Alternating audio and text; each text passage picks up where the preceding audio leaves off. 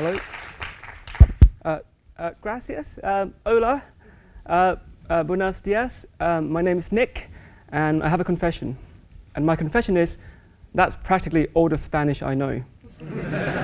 So, for the non-English speaker, I guess that was my TED Talk. For everybody else, thank you very much for having me here today. What I would like to talk to you about today might sound a little crazy at first, but please do bear with me. What I'd like to tell you today is that last year, my colleague and I had come up with a systematic way of predicting with 100% accuracy future winning lottery numbers. Now, this might sound, like I said, a bit crazy, but as the guest for everybody here today for this early morning session, here are our predictions for the 27th September, next Fridays, of the lottery numbers. Now, you may wish to write this down. Okay. But I know what you're thinking. I know what you're thinking. That's crazy. It's really crazy. Only fools would believe that somebody has that predictable power of predicting the future. Well, I'm standing here, right here today, to tell you that it can be done. The future can be predicted. It is not impossible to predict the future. It is just highly improbable. Okay? And I'll show you how we do it. But in order to understand how my colleague and I do it, we must first understand this man right here. Now, I don't know if there's any English person here in the audience today, probably not. But if you don't know, this is Mr. Darren Brown. He's a famous British mentalist, magician, illusionist. Right? And one of his shows called The System. So this is a TV show that he put on, I think about 3 years ago, and you can Google it, it's on YouTube. In this show, he said he has a system for winning at the horse races. Okay. More specifically, the whole show followed this young lady right here. And the whole show is built around the idea that a system can be developed for picking the right horses that will win at each different horses around the world. So the cameras followed this young lady right here, okay, for many days, as Mr. Brown anonymously sent tips, correct predictions of 5 consecutive horse races in a row. Right. So what happened as the program goes on is that this lady would get a tip, she would go to the betting place, and she would bet on a horse, and that horse would win. So she started betting more money as the next tip comes in, and the tip was correct again. This happened 5 times in a row. And in the final race, she was encouraged to put her entire life saving on this one final horse. And that's when she met Darren Brown. And he explained to her how he did it. This is how he did it. She wasn't the only person in the whole show. He started off with 7,700 people. And he divided the 7,000 people into 6 columns. And then he would anonymously send tip of horse number 1 to the first column, horse number 2 to the second column, horse number 3, 4, 5, 6, and so on. The lady just happened to be the second column where the tip was correct. So the horse number 2 came in the first race. What he did next was that he eliminated everybody else, leaving only that column. He then further divided that column into 6 more columns for the second race. Then he sent horse number 1 to column 1, horse number 2, so on and so forth. And he redo that 5 times in a row. It just so that she just happens to be lucky to be in that particular column. So the tip had no predictability whatsoever. She was just lucky. But you can imagine that this lucky streak of her, she was she was willing to put her entire life saving on this final horse race. Now, come back to the Euro Million lottery draw. The odds of winning is 1 in 3.2 million. There are 47.4 million in Spain, people in Spain. I can send you, everybody in Spain, different combinations. And I guarantee that each week I will have 14 people winning the lottery.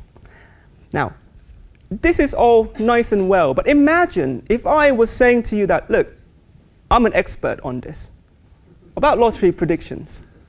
I'm going to send you tips, okay? And if you win, and only if you win, you're going to pay me some money. 10% of your winning. Only if you win. Fair, right? That sounds fair to everyone. It's not even a scam. I'm not even asking you for money. Now, if you think about this, it does resemble a little bit about of people who work in financial sector, doesn't it? The mutual fund managers. Right? They're trying to predict the future. Now, obviously, with mutual fund managers and with horse races, people can still believe in it because people tend to mistake luck for skills. Okay, that's some kind of fussiness in it, because we tend that, people work in the finance industry, politicians, they must know something that we don't know. That's why they make all these predictions. Okay, we're not going to fall for this scam of lotteries or all these things, because we know they're all completely random. Well, that's what my colleague and I wanted to test. Okay, so I have to say I am a professor in economics from the University of Melbourne and London School of Economics, and I am a behavioral economist, and we do experiments. So along with my colleague here, we wanted to test whether people are willing to pay some money for predictions of future coin tosses. Okay, so me and my colleague here, holding the award for the most useless advice ever given to students, we carried out an experiment. And the experiment is that, imagine that you are one of the top students in Singapore and in Thailand, because this is why we ran the experiment. Imagine that one day you were randomly selected to come to the experimental lab, and as you walked in, you see many cubicles, and you were given some numbers randomly to assign you to a random cubicle. And as you go in, you sit down, you see these 5 numbered envelopes, okay, already stuck there on your table. 1, 2, 3, 4, 5. Okay. And then you're told that, okay, we're going to give you some money, okay, and you can use that money to play a game. And this game will be to bet on the outcomes of coin tosses. Okay. And we play 5 rounds of them, and it's up to you how much money you want to put in to bet. So if you put in, and you bet correctly, you double the amount that you bet. If you bet wrongly, you would lose in each round. And you get to keep whatever the money that's left at the end of the day. Right? Sounds very simple, sounds very easy. So for example, I have a coin right here, okay, just to demonstrate. So raise your hand if you think it's going to be head. I'm going to flip this. Raise your hand if you think it's going to be head. Okay, thank you. Now raise your hand if you think it's going to be tail. It's about 50-50. Now raise your hand if you have no idea whatsoever what I'm talking about. I guess that's almost everyone. Okay, so let's see. Head and tail. Right? Okay. Oh, sorry. I thought it was a British pound coin. It's actually a euro. So so I guess everybody loses except Greece. So anyway, you got the idea, right? You got the idea. So that's the idea. But the thing is that there is something else that goes into the experiment, because we said to these highly intelligent students that before you place a bet, before everything happens, these 5 envelopes, you can pay. You have an opportunity to pay a small fee to open the envelope, the corresponding numbered envelope. And containing within these envelopes are the predictions of the coin toss that hasn't happened yet. Okay? And so envelope 1 corresponded to round 1, envelope 2 corresponded to round 2, and so on. Okay? But you don't have to buy it. You don't have to open it. But if you buy it, you can open it before you place your bet. Right? But you don't have to buy it. The buying is not compulsory, and you can see it for free. Okay? You can see what's inside the envelope for free, but only after the coin has already been tossed and the bet has already been made in each round. Okay? Very simple, very straightforward.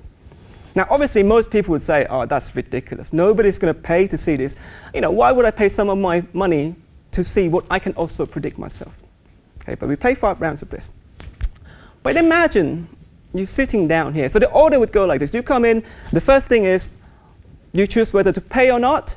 If you pay, you get to see what's inside. And inside, it's just nothing but H or T. That's it, nothing fancy. Right, just H or T. We just show them to them as well.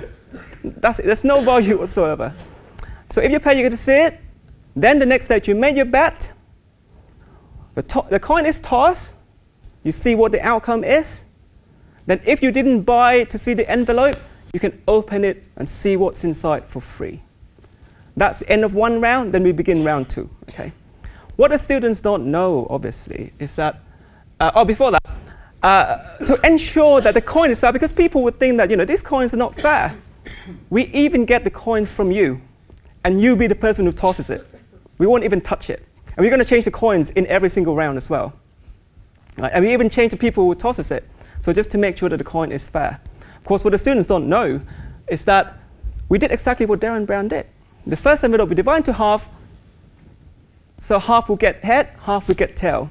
We further divide them, and so on. So we always make sure that at least some people will get correct prediction of coin tosses all the way through. So how did our students do? How did our future leaders do in this particular case? Well, as you can see, sorry, the graph, is that after only a few observations of correct coin tosses, people got confused. They start buying the next prediction. Right? So that's the first bar here. So at round 5, you see 4 correct predictions of coin tosses in a row. 50% of you start paying in round 5.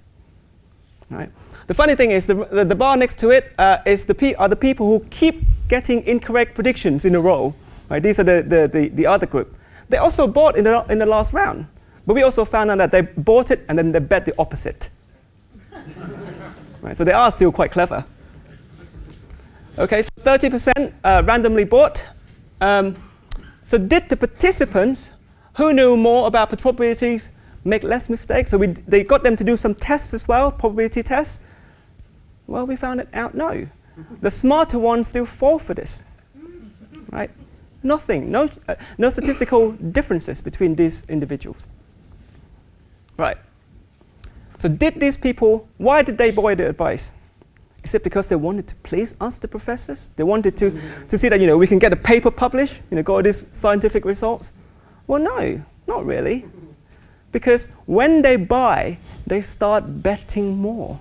They start betting a lot more money because they really believe in this in the predictability of the envelope. There are many reasons, or there are many potential explanations to this. One of which is that you want to delegate your decision making to something else. Okay? You don't want to be responsible for it. But one stood out the most, and this is one that I particularly like. And it comes from not economists, but it comes from psychologists. And the psychologists call this hyperactive agency detective device. Okay? I call it the Jesus on toast theory. Okay? And this is a theory that says that humans are hardwired to detect patterns in otherwise unrelated events for surviving purposes. When we see something moving in the dark, it's much more safe for us to assume there's something there. Right? So we're not going to be eaten in the evolutionary process. But this thing doesn't really matter so much anymore in this day and age. And now comes to the end. The most important question of all. So what? Why should we care about this? Right? What's the point of my talk today? Well, I got my paper published, but anyway, the point of my talk today is that according to psychologist Philip Tetlock, experts that we see on TV and people who make predictions all the time are empirically no better than an average population at making predictions. But for these experts, when they get it wrong, they're never held accountable. They're never punished nearly enough.